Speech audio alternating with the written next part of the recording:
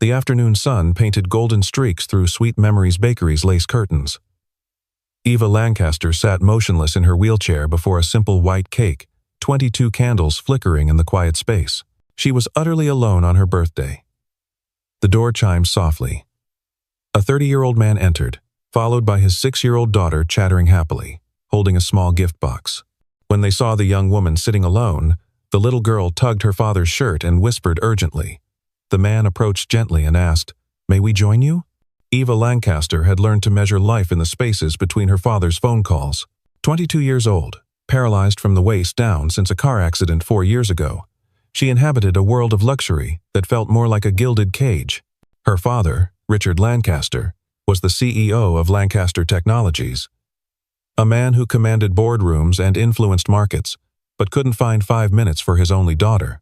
The accident had changed everything, not just her body, which would never again respond to her desperate wishes to stand and run, but her relationship with the only family she had left. Richard had retreated into his work with the fervor of a man running from his own helplessness. He provided everything money could buy: round-the-clock nurses, a mansion with every possible accommodation, the finest doctors who all said the same thing: she would never walk again. What he couldn't provide was himself. Eva had grown accustomed to birthdays marked by bank transfers and brief text messages, to holidays celebrated with staff who were paid to care, to a life where her wheelchair wasn't just a physical reality, but a symbol of the distance between her and the rest of the world. Daniel Morris carried his grief differently. A 30-year-old widower who worked with his hands as a carpenter. He had raised his daughter Lily alone for 5 years, since his wife Sarah died during childbirth. Where Richard Lancaster fled from pain, Daniel had learned to live alongside it, teaching his daughter that sadness and joy could exist in the same heart. His workshop smelled of sawdust and possibilities. Each piece of furniture he crafted a meditation on permanence in a world where nothing truly lasted. Lily had inherited her mother's sparkling eyes and her father's gentle heart, a combination that made her peculiarly sensitive to the loneliness in others. Perhaps it was because she had grown up with the ghost of a mother she never knew, learning early that love could transcend presence, that families could be both broken and whole simultaneously. Daniel had taught her to notice the quiet ones, the people sitting alone in corners, the ones whose smiles didn't reach their eyes. Everyone needs a friend. Lily, he would tell her. Sometimes, we need to be brave enough to offer friendship first. When Lily saw Eva sitting alone with her birthday cake, something in the child's heart recognized a kindred spirit in isolation. She had seen that same look in her father's eyes on the hardest days, when he thought she wasn't watching.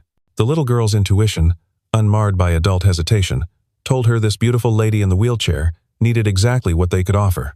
Not pity, not charity, but simple human connection.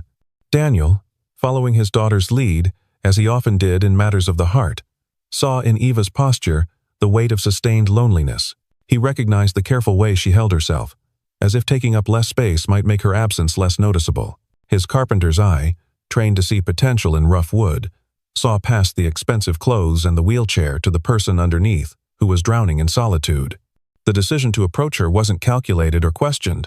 It was as natural as breathing, as necessary as his next heartbeat. "Excuse me," Daniel said after Eva had looked up at them with surprise. His voice was warm, careful not to startle. "We were wondering if we could join you. My daughter would like to wish you a happy birthday."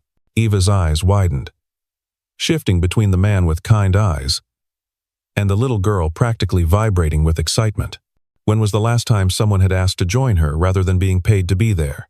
Lily didn't wait for an answer, bouncing forward with a small cupcake she had been saving, decorated with a star-shaped candle.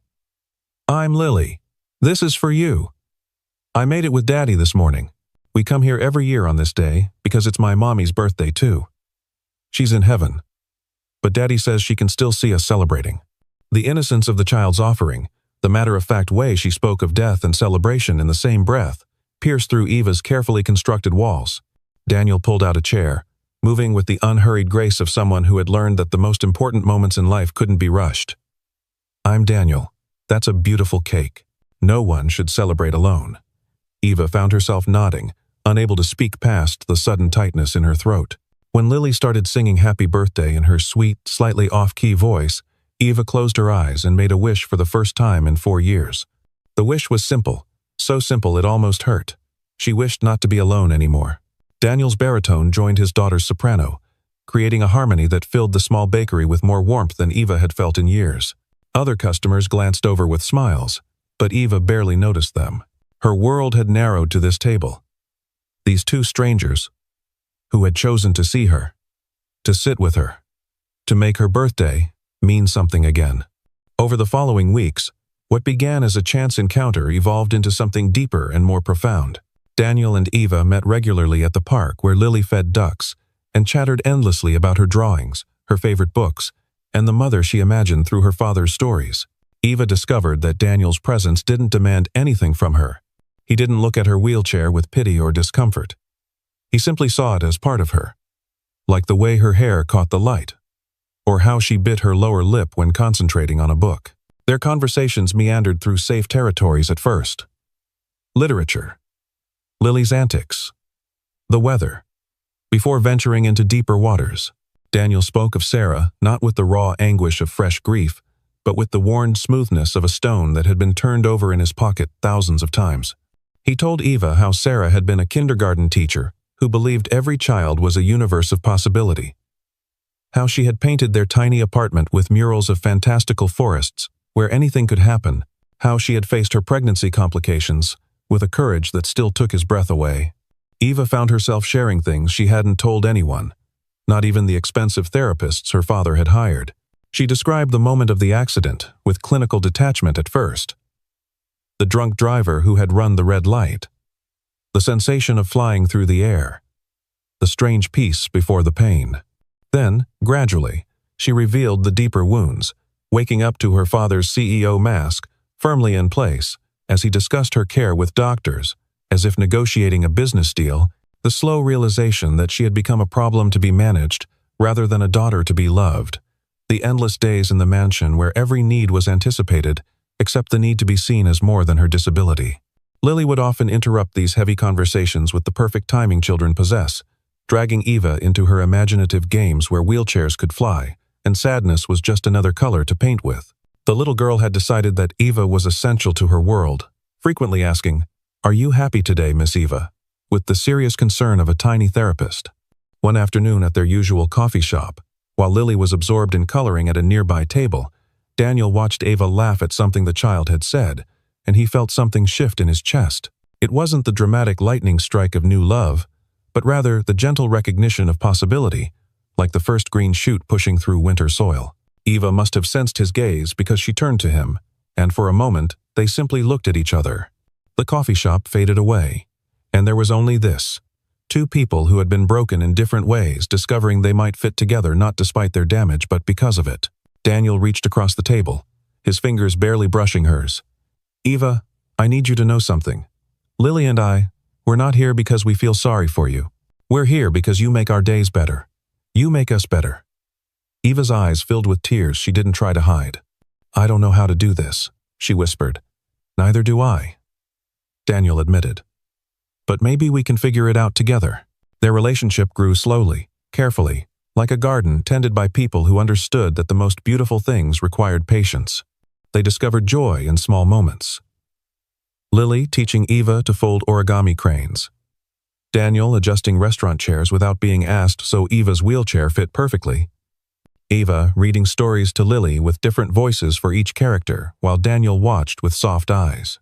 The universe of their small, healing family might have continued to expand gently, but Richard Lancaster had been watching from the shadows of his corporate tower. He had hired private investigators the moment his household staff reported that Eva was spending time with inappropriate company. The reports on his desk painted a picture that filled him with cold fury. Daniel Morris, a working-class widower with modest means, spending hours with his damaged daughter. To Richard, the conclusion was obvious.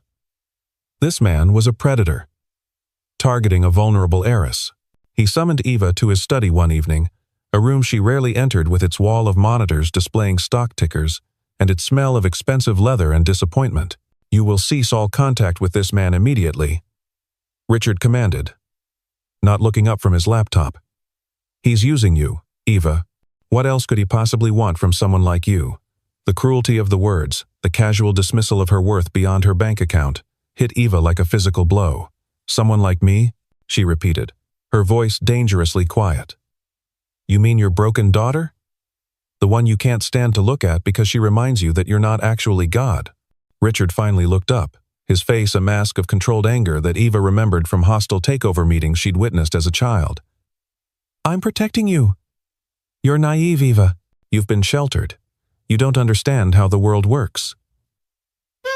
Eva laughed, a bitter sound that seemed to surprise them both.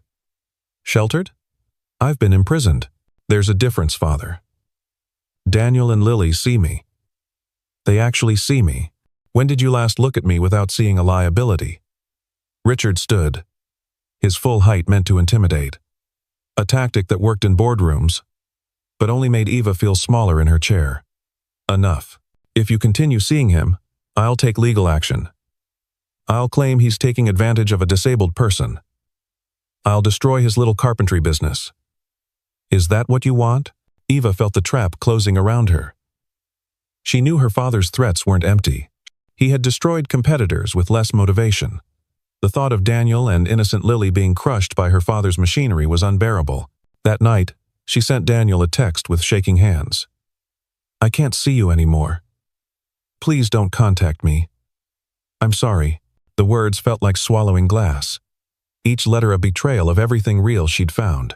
Daniel stared at the message, reading it over and over, as if the words might rearrange themselves into something that made sense. The text seemed so unlike Eva, so cold and final.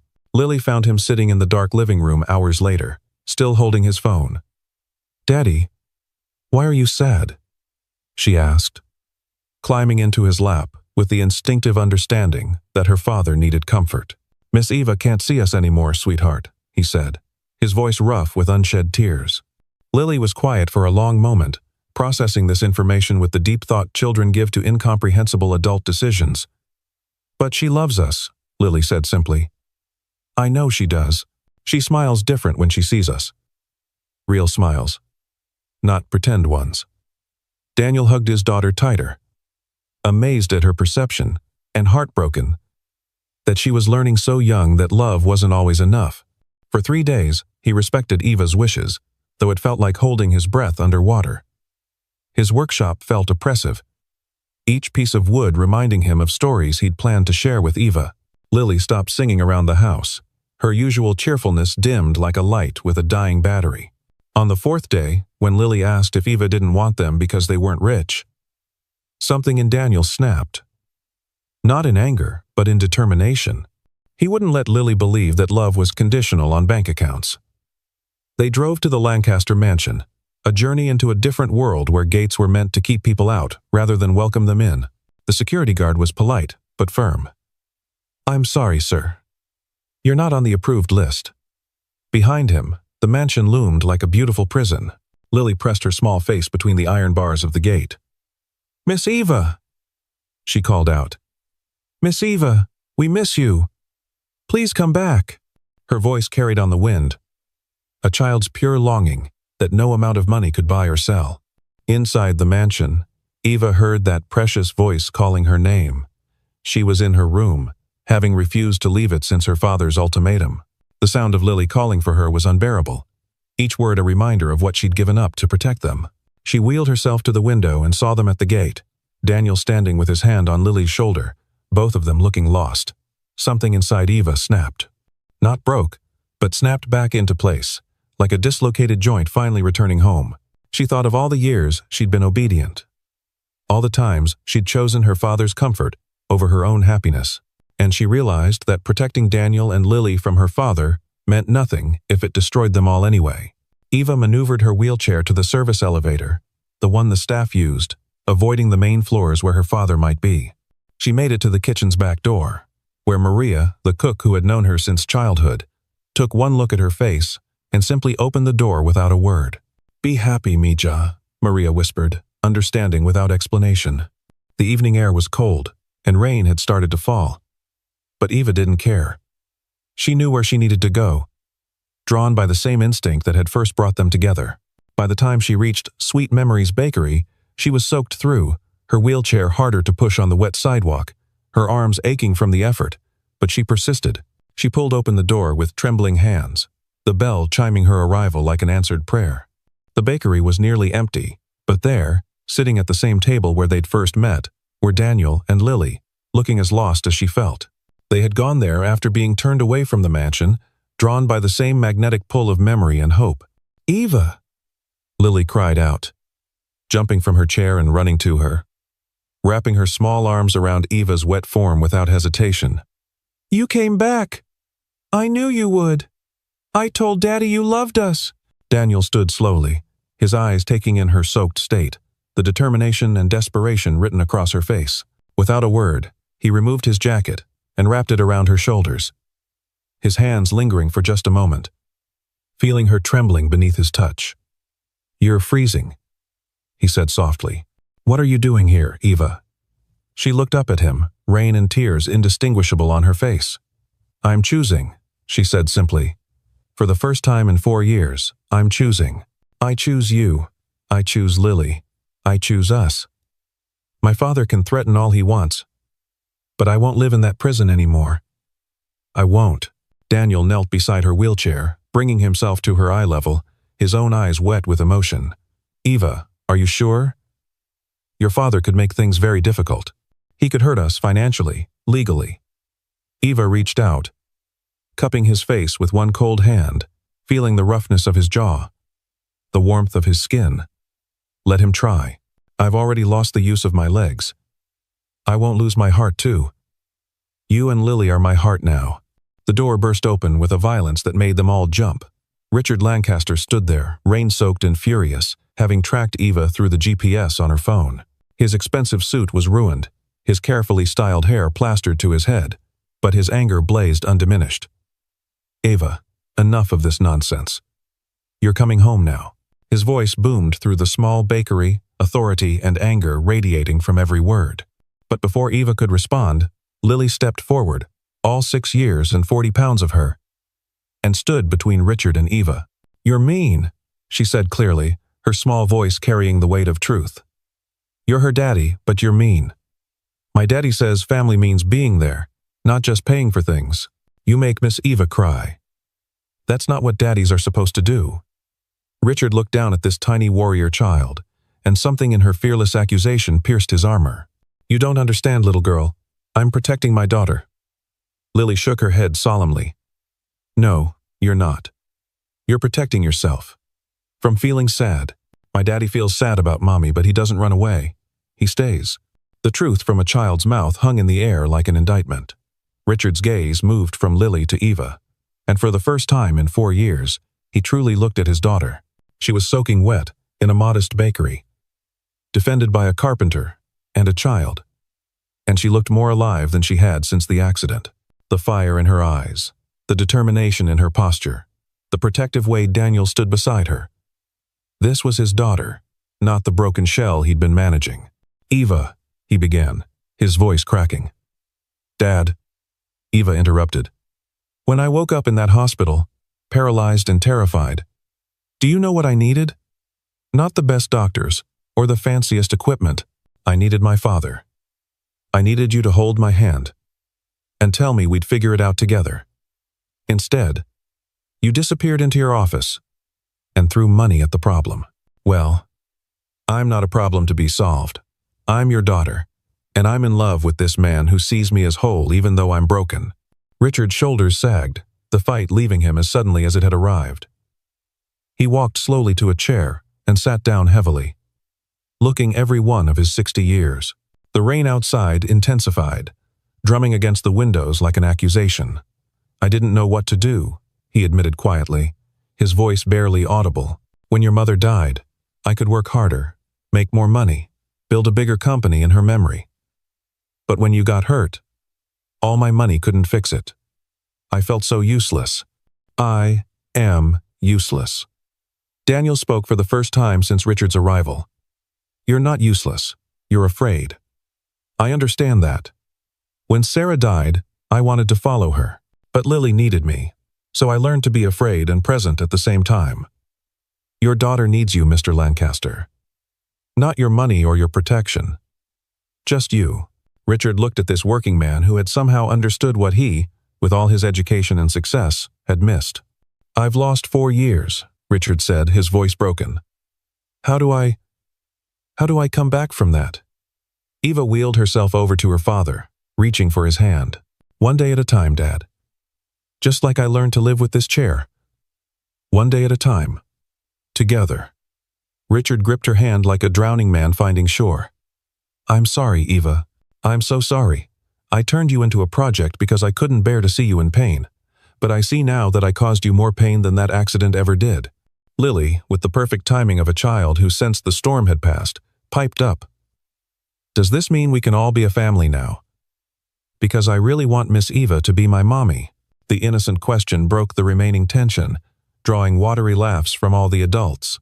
Richard looked at his daughter, then at Daniel, then at the little girl who had shown more courage than most adults ever would. If you'll have me, he said quietly, I'd like to try. I'd like to learn how to be a father again, a grandfather maybe. Eva squeezed his hand, tears flowing freely now. We'd like that, Dad. We'd all like that very much. 1 year later, Sweet Memories Bakery was transformed with white ribbons and fresh flowers for an afternoon that would blend celebration with remembrance. It was Eva's 23rd birthday. But more importantly, it was her wedding day. She had chosen to have the ceremony in the place where her life had truly begun, where a stranger's kindness had opened a door she thought had been forever closed. The guest list was small but meaningful. Daniel's fellow carpenters who had become like brothers to him, some of Eva's old friends who had reconnected once she left her father's prison, the bakery staff who had witnessed their love story unfold, and Richard, who stood ready to walk his daughter down the aisle.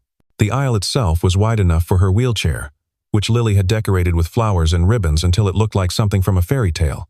Eva wore her mother's wedding dress, carefully altered to flow gracefully around her chair, and when she smiled at Daniel waiting at the makeshift altar, she was radiant with a joy that seemed to light the room from within. Richard had changed dramatically over the past year.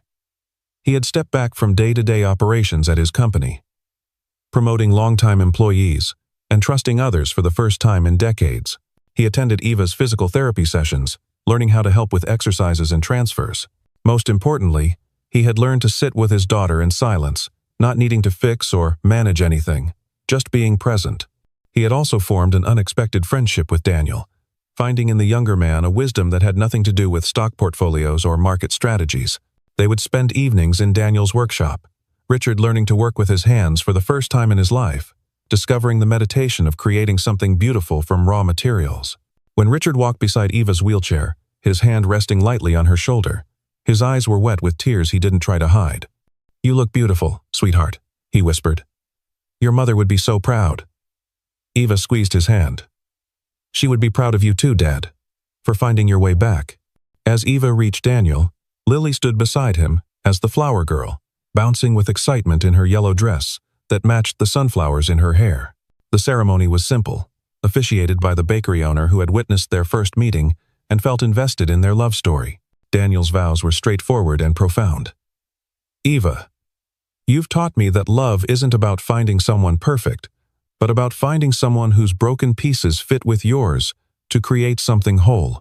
I promise to push your chair when you're tired, to carry you when needed, but most importantly, to always see you, not your disability, as the incredible woman who saved Lily and me from a life half-lived. Eva's vows brought tears to everyone present.